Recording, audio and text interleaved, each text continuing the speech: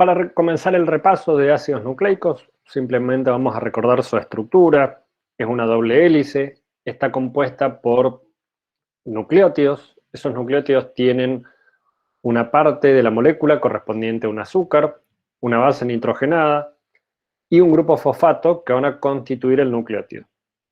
Se van a ubicar, se van a unir entre ellos de manera lineal en una de las hebras del ADN, que después va a formar una doble hebra con su forma característica de doble hélice. Esos ácidos nucleicos son polímeros, como dijimos antes, de monómeros denominados nucleótidos. Hay 4 diferentes para la formación del ADN y van a tener una base nitrogenada, un azúcar, que va a ser la ribosa para el ácido ribonucleico y la desoxirribosa para el ácido desoxirribonucleico, y un grupo fosfato.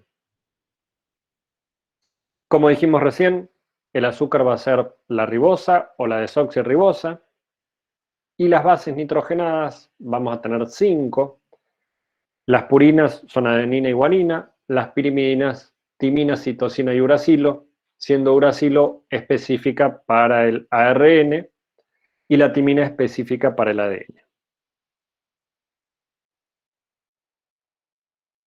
El nucleótido es la base fundamental de los ácidos nucleicos. Las diferencias van a venir de la mano de las pentosas que van a tener unidas. Y en algunos de los casos, los nucleótidos libres van a servir además como fuentes de energía.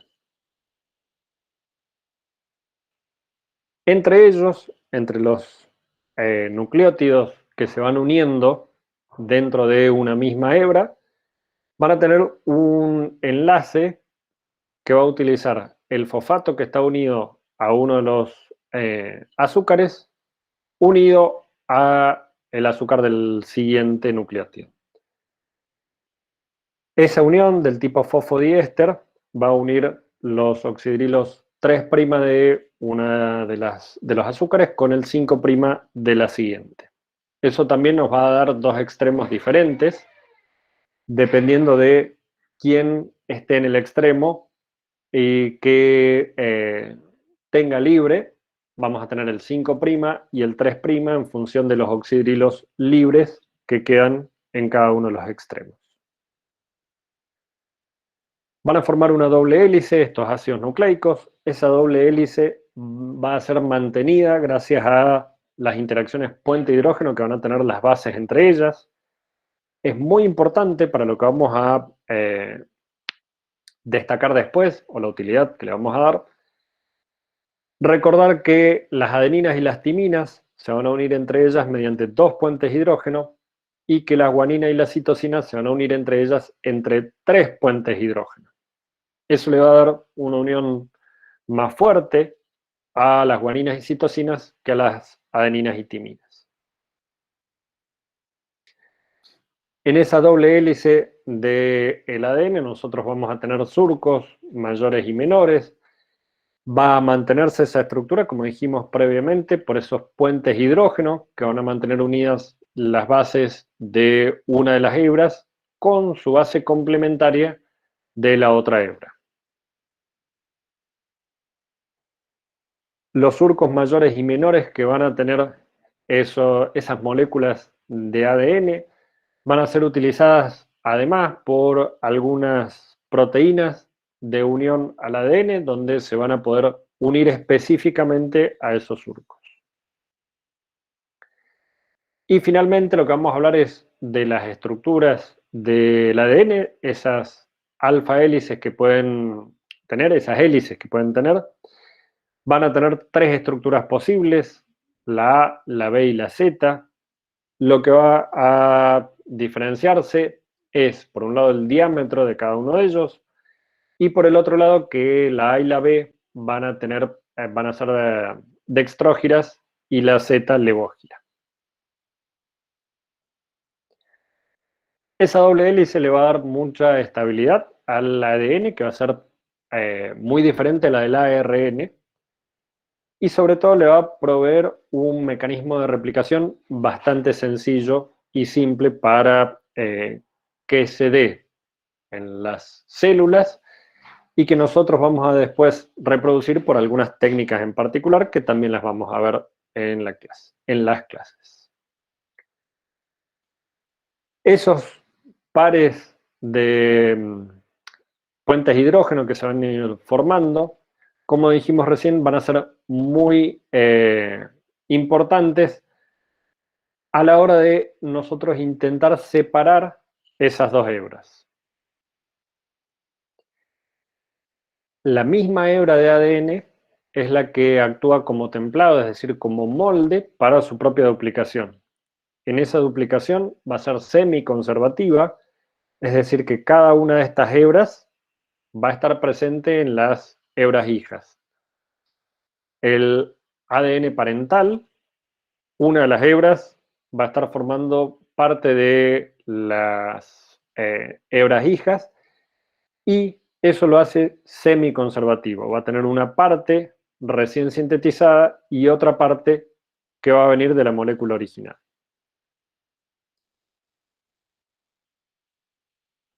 Estos puentes hidrógenos, como dijimos recién, van a tener además un esqueleto que va a estar dado por los azúcares que se van a unir a través del grupo fosfato. Esos azúcares van a estar en el exterior y van a ser muy importantes porque además los azúcares que van a estar expuestos al exterior van a tener cargas negativas. Esas cargas negativas van a ser muy utilizadas, como vamos a ver después, para el mantenimiento de la estructura del ADN y sobre todo para la compactación del ADN. Y además, esas cargas le van a permitir, al estar cargados, ser solubles en soluciones acuosas. Uno de los procesos más importantes que nos van a permitir manipular ese ADN es la posibilidad de desnaturalizarlo. Esa desnaturalización se puede producir por más de un proceso. El que más se utiliza en general es el calentamiento. Cuando nosotros calentamos las moléculas de ADN, vamos a posibilitar la ruptura de los puentes de hidrógeno que mantienen a esas hebras unidas, vamos a separar las dos hebras y si nosotros después enfriamos la muestra, vamos a permitir que se renaturalice. Es decir, que la desnaturalización del ADN es un proceso reversible. Para poder observar esa desnaturalización, nosotros podemos utilizar la absorbancia que tienen a 260 nanómetros y la diferencia que tienen los ADN doble cadena de los simple cadena. La temperatura a la cual la mitad de la muestra se ha desnaturalizado se denomina temperatura de melting. Y nosotros, como decíamos recién, podemos hacer un seguimiento de ese proceso de desnaturalización en función de la absorbancia que tienen a 260 nanómetros. A medida que vamos calentando, vamos viendo que aumenta la absorbancia hasta llegar a un máximo. En ese máximo hemos desnaturalizado totalmente nuestra muestra de ADN. Ese punto en el cual la mitad del ADN se ha desnaturalizado es, como dijimos anteriormente, la temperatura de melting. Lo importante, también aclarado previamente, es que es un proceso reversible. Cuando nosotros hablábamos de los puentes de hidrógeno que mantenían las adeninas y las timinas a comparación de las guaninas y citosinas, es muy importante para determinar esta temperatura de melting. Porque si nosotros tenemos un fragmento de ADN que tiene mucha o tiene preponderancia de guaninas y citosinas, va a tener muchos triples puentes de hidrógeno, por lo tanto nos va a costar más desnaturalizarlo, vamos a necesitar temperaturas más altas para poder separar esas dos hélices. En el caso de la desnaturalización, también se puede producir por cambios de pH y de fuerza iónica. Esos cambios de pH le van a cambiar las cargas al ADN y eso es lo que permite la separación. En el caso de la temperatura es más sencillo de revertir, sobre todo porque cuando nosotros disminuimos la temperatura, por la complementariedad de las bases, se vuelven a unir entre ellas. Nosotros lo que tenemos que tener cuidado en este tipo de procesos es en la velocidad a la cual nosotros disminuimos esa temperatura, ya que si disminuye muy rápidamente, el pegado puede ser inespecífico, es decir, no va a tener tiempo la molécula de ADN de encontrar específicamente la otra hebra que es totalmente complementaria y se pueden ir pegando por regiones que tengan complementariedad parcial. En el caso del ADN en las células eucariotas, va a estar acomplejado con histonas. Estas histonas son proteínas que tienen carga positiva, por lo tanto van a poder interaccionar mejor con el ADN que tiene cargas negativas. Estas histonas forman un octámero alrededor del cual se enrolla el ADN.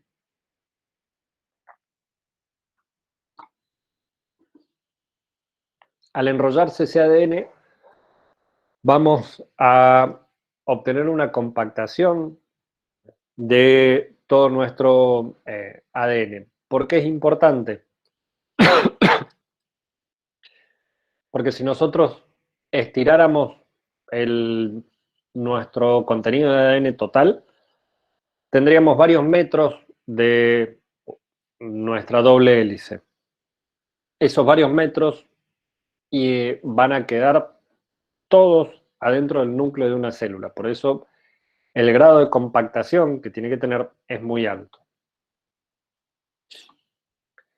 Esa compactación, como dijimos previamente, va a ser dada gracias a la interacción con las proteínas histonas. Esas proteínas histonas van a formar los octámeros. La histona 1 va a sellar ese octámero con las vueltas de ADN a su alrededor. Y a medida que se va compactando, ese ADN va a formar las fibras de 30 nanómetros y luego se va a seguir compactando hasta tener todo nuestro ADN en el núcleo. Ahora bien, uno de los procesos que más nos va a importar a la hora de cambiar o de estudiar nuestro ADN es la replicación del ADN. La replicación del ADN es un proceso natural que se da en todas las células y que nosotros hemos sido capaces de reproducir mediante técnicas de laboratorio. En el caso de las células, va a estar llevado a cabo por una serie de enzimas. Esas enzimas van a reconocer dentro de la hebra de ADN un punto en particular que se denomina origen de la replicación. Ese origen de la replicación le va a dar la señal a estas enzimas para que comiencen con la duplicación de la molécula de ADN. En ese origen de replicación va a comenzar a generarse la horquilla de replicación y se va a abrir en direcciones opuestas. Cada cromosoma que nosotros tenemos puede tener muchas burbujas de replicación a la vez, es decir, se puede estar replicando en distintos puntos a la vez. Esa horquilla de generación, como dijimos recién, se va a generar a través de la ruptura de los puentes hidrógeno que hay entre las bases. Vamos a analizar después cuáles son las enzimas necesarias para que se produzca eso. En particular vamos a tener las helicasas, que van a ser las encargadas de romper esos puentes hidrógeno. La replicación la va a llevar a cabo una ADN polimerasa. Esa ADN polimerasa va a necesitar cebadores o primers que le van a dar la señal de comienzo y el lugar de comienzo a la polimerasa para comenzar con la replicación del ADN. Como tenemos una polaridad en esas moléculas de ADN, vamos a tener una hebra que va de 3' a 5' y la complementaria de 5' a 3'. La polimerasa siempre va a leer en dirección 3', 5' y va a sintetizar la nueva hebra en dirección 5', 3'. Por lo tanto, en una de las hebras va a trabajar continuamente y se denomina hebra conductora o hebra líder, mientras que la otra hebra se denomina retardada o rezagada y va a ir agregando fragmentos de ADN, va a ir polimerizando de a fragmentos. Como dijimos recién, sí. La ¿Alguna pregunta? velocidad de acción de la polimerasa también va a depender de los puentes de hidrógeno que unen a los nucleótidos, ¿o no? En realidad no depende de la polimerasa porque la polimerasa es la que va agregando esos nucleótidos únicamente. Esa parte la va a llevar a cabo la helicasa, que es la que rompe los puentes de hidrógeno.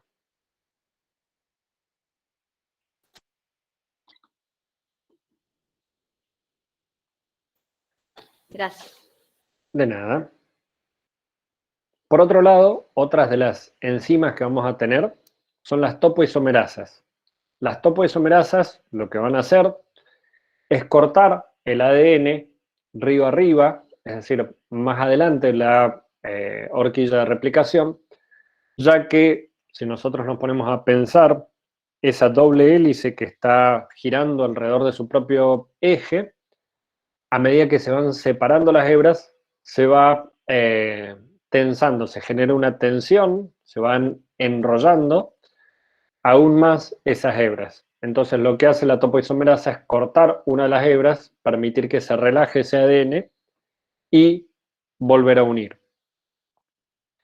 Otra de las proteínas que vamos a tener, las enzimas que vamos a tener, son aquellas que sintetizan estos primers. Como son de RNA, van a ser RNA primasas que van a sintetizar primers, que van a ser secuencias de ARN complementarias al ADN. Y como dijimos, las ADN polimerasas son las encargadas de ir agregando cada uno de los deoxinucleótidos en la posición correspondiente. Finalmente vamos a tener además unas proteínas de unión al ADN simple cadena que lo que van a hacer es mantener separado esos fragmentos, esas hebras de ADN que se han separado gracias a la acción de la helicasa, ya que como son complementarias entre sí, van a tender siempre a volver a pegarse. Estas proteínas lo mantienen separado hasta que la polimerasa comienza a actuar. En el caso de la replicación, es un proceso de duplicación del ADN y el dogma de la biología molecular se continúa con el proceso de transcripción, que es la síntesis de ARN a partir de la información contenida en el ADN, y finalmente la traducción, que es la síntesis proteica. En el caso de una célula eucariota, los procesos de replicación, de transcripción y el procesamiento de ese ARN se llevan a cabo dentro del núcleo y la traducción se lleva a cabo en el citoplasma. Para la transcripción, lo que vamos a necesitar es la copia de esa información contenida en el ADN para la síntesis de ARN. Por lo tanto, lo que vamos a necesitar además es una ARN polimerasa que va a sintetizar ese ARN. Va a leer la información que está contenida en una sola de esas hebras, que va a servir como molde para el ARN mensajero. Y se va a sintetizar utilizando nucleótidos libres en la célula. En este caso, va a utilizar específicamente ribonucleótidos de la célula. Si nosotros comparamos los procesos de transcripción en función de la replicación, vamos a ver algunas diferencias. Más allá de el producto final, uno de los más importantes, las diferencias más importantes, es que las RNA polimerasas, cuando están copiando, van a producir o van a cometer más errores que las ADN polimerasas. Y esto se debe simplemente al tipo de producto final que vamos a tener. Cuando nosotros estamos duplicando el ADN, ¿para qué lo hacemos? ¿Para qué lo hace una célula?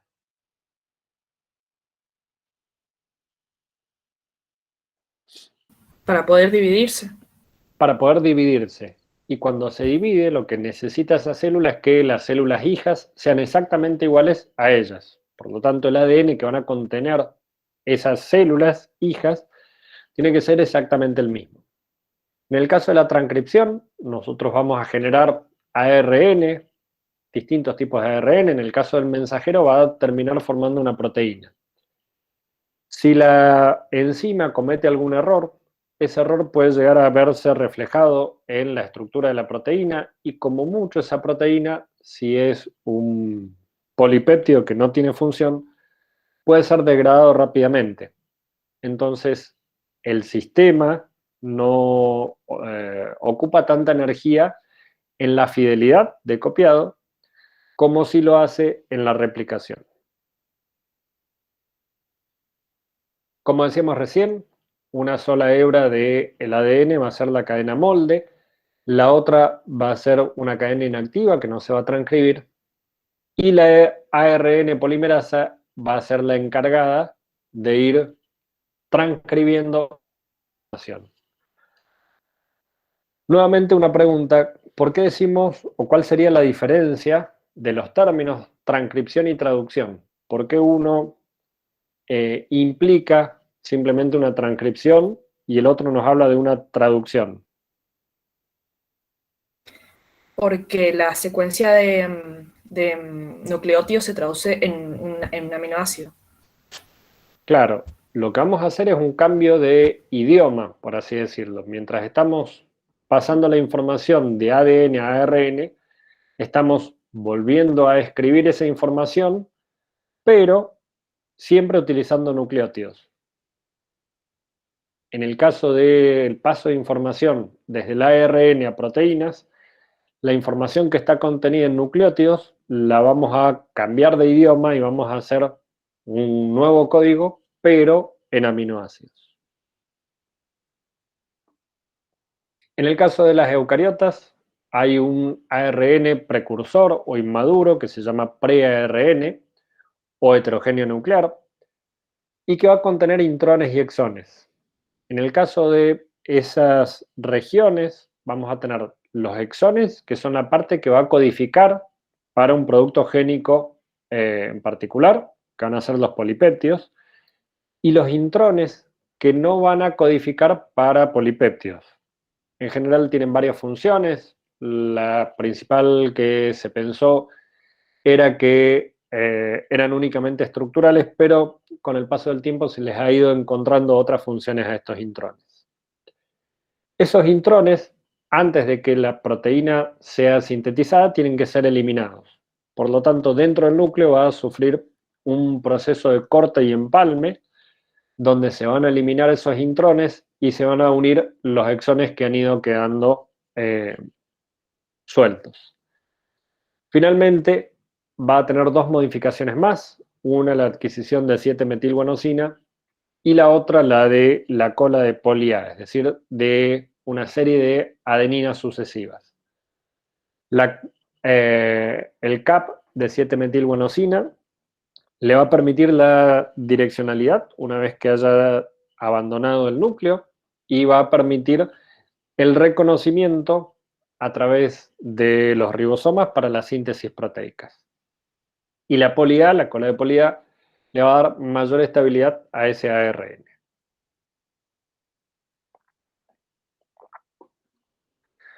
Como dijimos recién, dentro del núcleo se van a cortar esos intrones.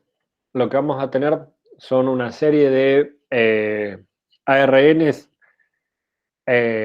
con actividad proteolítica que además se van a unir a proteínas específicas que van a permitir esos cortes y empalmes. Vamos a tener dos reacciones de transesterificación que van a permitir la primera transesterificación, la unión del intrón que va a ser eliminado, y la segunda transesterificación, la unión de los dos exones del gen que luego, del ARN que después se va a convertir en proteínas. Todo este proceso va a ser una secuencia de pasos donde vamos a tener varios factores que van a contribuir. Entre ellos tiene que haber un reconocimiento de una unidad que va a reconocer el extremo del exón y la otra unidad va a reconocer el sitio de ramificación dentro del intrón.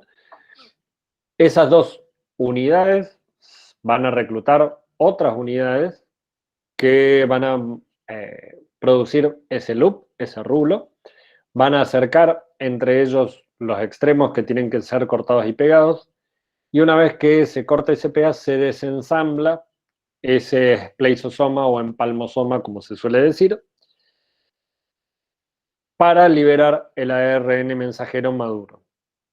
En cuanto al fragmento que se elimina, el intrón, ese fragmento es rápidamente degradado y se reutilizan los ribonucleótidos libres para la nueva síntesis de otros ARN mensajeros.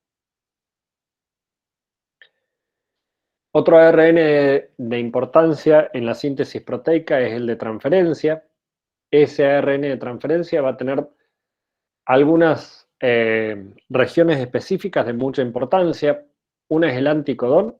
El anticodón es un triplete de nucleótidos que va a hacer o que va a reconocer al codón que está presente en el ARN mensajero. Ese reconocimiento entre codones es el que le va a dar la señal a ese ARN de transferencia de transportar un aminoácido determinado para que se lleve a cabo la síntesis proteica. Y el ribosomal, que va a estar compuesto por ARN y por proteínas, esos ribosomas van a estar constituidos por ARN y proteínas, y que van a tener la actividad de la síntesis proteica. Van a tener dos subunidades, esas subunidades van a estar desensambladas en las células hasta que se necesite la síntesis proteica. La señal de unión la va a dar el ARN mensajero. El ARN mensajero va a desencadenar una serie de reacciones que van a permitir que la subunidad pequeña se asocie primero al ARN mensajero junto con el primer aminoácido que va a ser transferido, que es una metionina, que va a venir transportado por una ARN de transferencia. Eso va a formar un conjunto ternario con algunos factores de síntesis proteica, de iniciación de la síntesis proteica, que van a reclutar a la subunidad mayor. Esa subunidad mayor es donde reside la actividad catalítica propiamente dicha y es donde se va a sintetizar la proteína naciente. Algo muy importante que vamos a ver también a lo largo de las próximas clases es que los genes que nosotros tenemos se pueden expresar en distintas proporciones. Para dos genes distintos nosotros podemos tener un gran número de copias de RNA y un gran número de proteínas, o un número reducido de RNA y de proteínas. No solo eso, sino que además no todos los genes que nosotros tenemos están continuamente produciendo proteínas o están produciendo un producto génico activo. En general, esos genes los podemos dividir en dos grandes grupos. Uno los constitutivos y otros los inducibles. Los constitutivos son aquellos que van a estar constantemente produciendo el RNA mensajero, que a su vez se va a traducir a proteínas. Los inducibles son aquellos que van a comenzar a funcionar, es decir, que se van a transcribir solo en respuesta a las necesidades celulares. Es decir, va a haber una señal de una necesidad, ya sea hormonal, pueden ser algunos metales o algunas moléculas pequeñas que se unan en regiones que vamos a analizar después de alrededor de estos genes y que inicien la transcripción a RNA y la consecuente traducción a proteínas. Pero eso siempre va a ser, en general, como una respuesta a una necesidad celular. En el caso de la biotecnología, nosotros vamos a hacer mayormente uso de aquellos genes inducibles porque nosotros le vamos a poder dar a nuestras células la señal de que tienen que comenzar a sintetizar nuestro gen de interés. Nosotros hablamos de 3 tipos de RNA, el mensajero, el ribosomal y el de transferencia, pero además vamos a tener otros RNAs dentro de las células y dentro de ellos vamos a tener algunos que nos van a interesar particularmente a nosotros. El más importante desde el punto de vista biotecnológico son los RNA de transferencia cortos, y estos RNA de transferencia cortos lo que hacen es disminuir o apagar la expresión de genes a través de la degradación selectiva de RNA mensajeros. En el caso del RNA mensajero y el RNA de interferencia, van a tener regiones homólogas, complementarias, por lo tanto se va a unir a un RNA mensajero y eso va a inhibir la traducción a proteínas. Esos RNA de interferencia van a ser muy importantes a la hora de nosotros manipular a un organismo para que deje de producir ciertas proteínas. Al revés de lo que estábamos buscando recién, que queremos que produzca mayor cantidad, nosotros podemos hacer que deje de producir ciertas proteínas.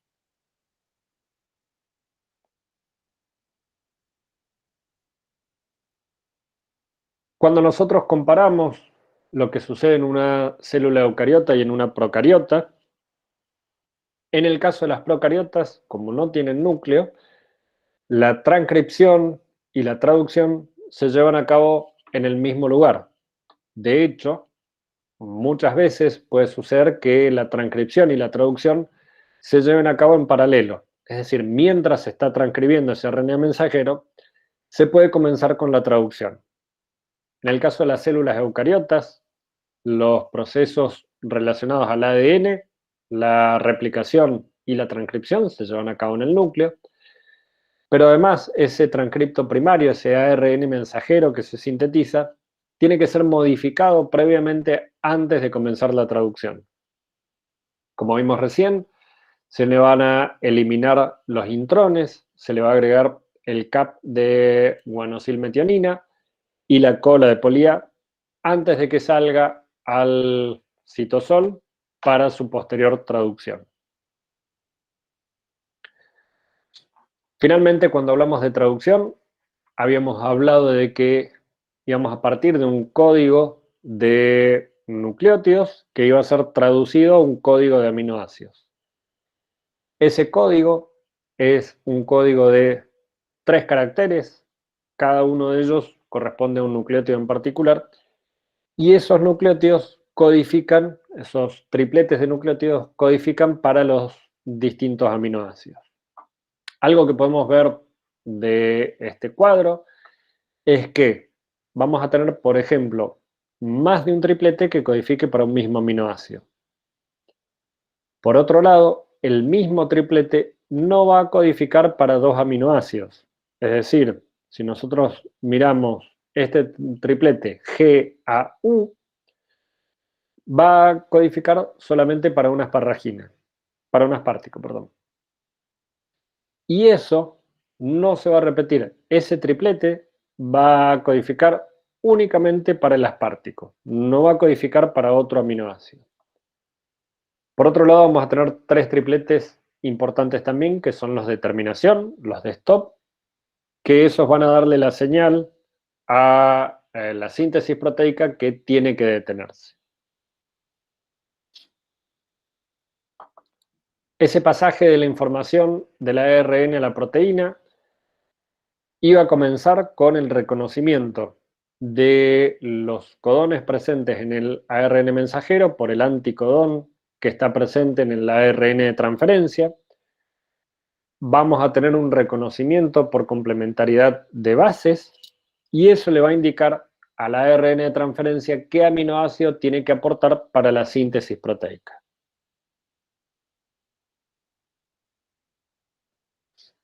Esa síntesis proteica se va a llevar a cabo en el citosol, en los ribosomas, y esos ribosomas, dependiendo del tipo de proteínas que se vaya a sintetizar, pueden estar adheridos al retículo endoplásmico o pueden estar libres en el citosol. Esa proteína que se sintetiza se va, una vez que tengan la secuencia aminoácidica correcta, se va a plegar y además va a tener una serie de modificaciones post-traduccionales, va a tener modificaciones cotraduccionales y post-traduccionales. Las cotraduccionales se van dando mientras la proteína es sintetizada y las post-traduccionales se van a dar después, una vez que se ha terminado la síntesis aminoácidica de esa proteína. Entre esas modificaciones post-traduccionales vamos a tener el agregado de ácidos grasos, vamos a tener acetilaciones, metilaciones, glucosilaciones. Todas ellas le van a dar la característica final a esa proteína.